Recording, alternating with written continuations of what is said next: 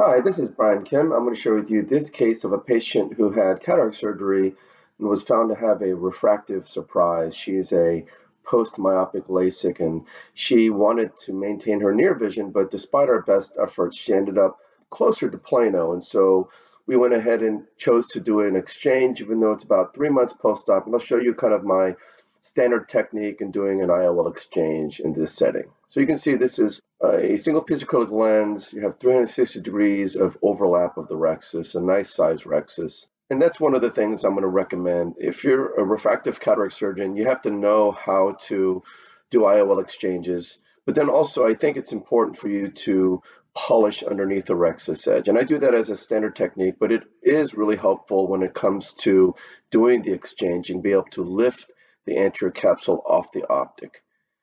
And so you can see here I'm using a hypodermic needle. I think it's a 30 gauge needle. I'm trying to open up the paracentesis incision with the needle, breaking through epithelium and then tunneling the needle through and trying to recreate the paracentesis incision. So you can see here on the right side, I did that fairly effectively.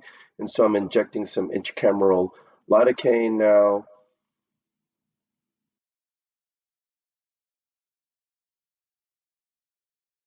So I go on the other side and I'm injecting some dispersive viscoelastic. For the main incision, I decided to just go ahead and score through the epithelium and then using my diamond blade to very carefully try to find the previous incision and then entering through. There is always a small risk that you might create a different pass, but because it was 3 months ago, I really felt like I was able to make that incision without creating another cut. So again, I'm using a hypodermic needle. I think it's about 25 or 27 gauge needle bevel down, mounted on some Viscoat. And I get underneath the rhexis edge and start to inject some dispersive viscoelastic underneath the rhexis edge. So I'm going through the main incision, doing the same thing. And it's really just a gentle pressure, trying to visco dissect the rhexis off of the optic. And then I'm switching to the Viscoat cannula and going a little bit deeper into the capsular fornix, pushing the Viscoat to help separate now the rhexis anterior component from the posterior capsule. So again, I'm separating the anterior capsule from the posterior capsule now with this maneuver, going in bluntly and trying to visco separate the anterior and posterior capsule. And you're sweeping side to side as you do this. It's very important that you don't overinflate the eye when you do this maneuver.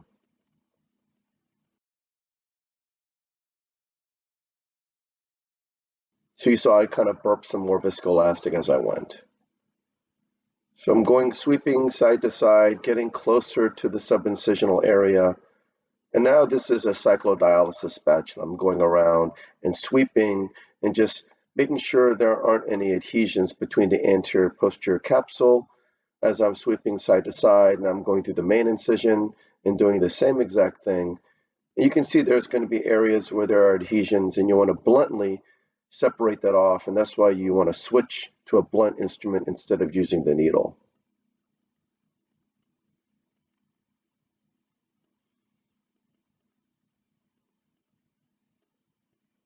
So I'm going back and using some more dispersive viscoelastic, visco separating around the optic haptic area.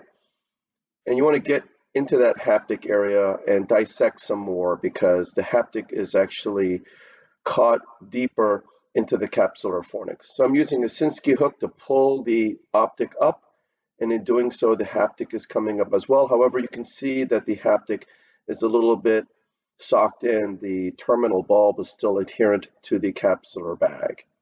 And so you don't want to be too aggressive here. I'm just kind of gently teasing to see if I can tease it up, and it's still stuck right at the tip there. So rather than perseverating, I'm using microforceps to grasp the haptic.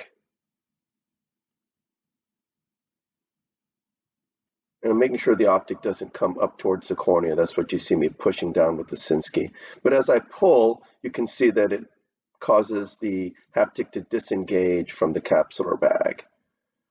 So I'm pushing it back down away from the cornea here with the microforceps as well as the Sinskey hook, and I'm turning it and dialing it into the anterior chamber.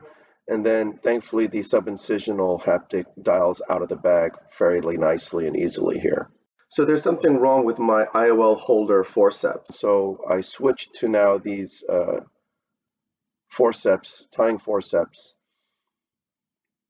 which I'm having to hold sideways, but this actually works quite fine. And as I hold the optic, I'm going to cut with the micro scissors, turning the teeth sideways. Instead of being straight up and down, I'm turning them sideways just to keep the teeth away from the posterior capsule. As I'm holding the optic, I manipulate that trailing haptic so it's closer to the incision.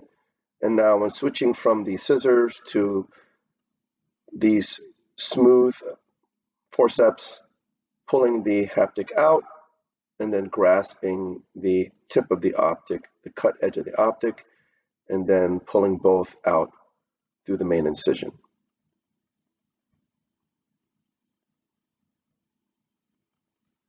And here I'm trying to manipulate the other half of the cut lens in such a way that I can grasp the optic, but it comes out a little bit funny, and I really needed to grasp it straight on, and I didn't do that.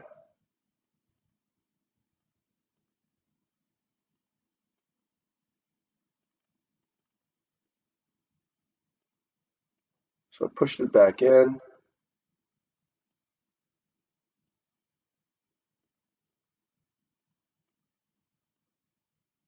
It's a little bit anterior. That was a problem there. The lens kind of vaulted more anteriorly. It was a bit harder to get to. So I used the forceps to push it down towards the iris plane. And then after struggling a little bit, finally got it out.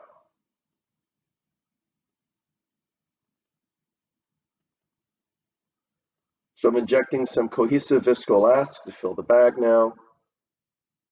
And then I'm injecting the single piece acrylic intraocular lens into the capsular bag, the leading part of the lens into the bag and the trailing aspect out of the bag. So I adjusted the power about 1.5 diopters stronger to give this patient a bit of a stronger near vision.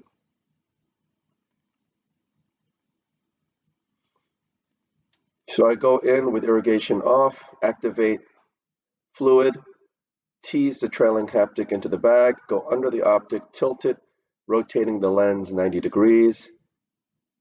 And I'm removing the viscoelastic from within the bag. Remember, I used a lot of dispersive viscoelastic in this case, and so you want to make sure that the bag is evacuated of this dispersive viscoelastic. You really need to take your time removing all that viscoelastic from within the bag, which is quite different from standard cataract surgery where the bag is filled with cohesive viscoelastic. When you're doing an IOL exchange, that dispersive viscoelastic is really necessary to help visco separate the lens from the bag.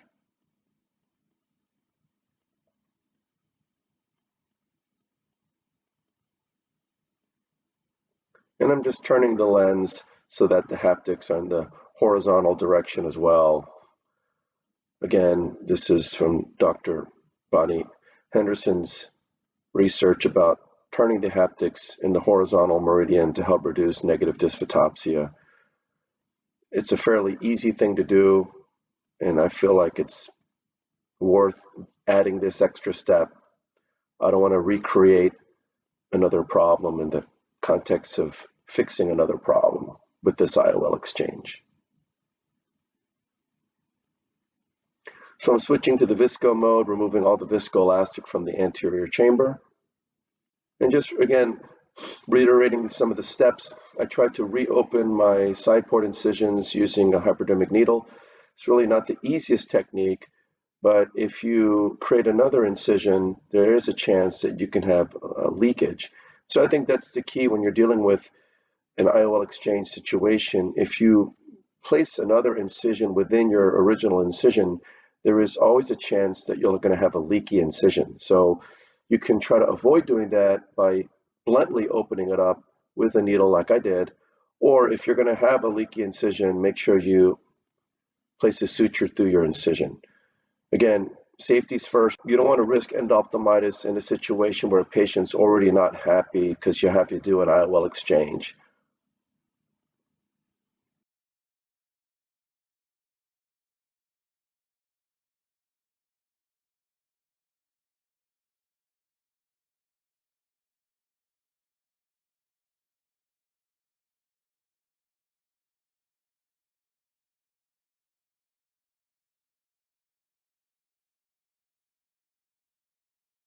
And after all that, I go ahead and start hydrating my incisions. And so again, using a hypodermic needle, I'm able to get underneath the rexus edge. Again, I do think polishing underneath the rexus edge as my standard cataract technique really does help me. And this is a huge pearl. Those people who don't standard polish underneath the rexus edge, I think when you're having to do IOL exchange later on your patient, you're going to have a harder time separating that lens off the capsule. And so since I do that as a standard technique, I really haven't had any trouble separating a lens off the bag in an IOL exchange situation, even months or years after surgery. Once you separate, you have to be very careful with pushing the dispersive viscoelastic, separating the lens from the bag, and then as well as the anterior and posterior capsules. And then you want to burp the viscoelastic as you go. Separate 360 degrees, and then very carefully pull the lens up and cut it. So after all this work, this patient did end up happy with her near vision with this IOL exchange surgery. So I hope this was helpful to you, and I thank you for your attention.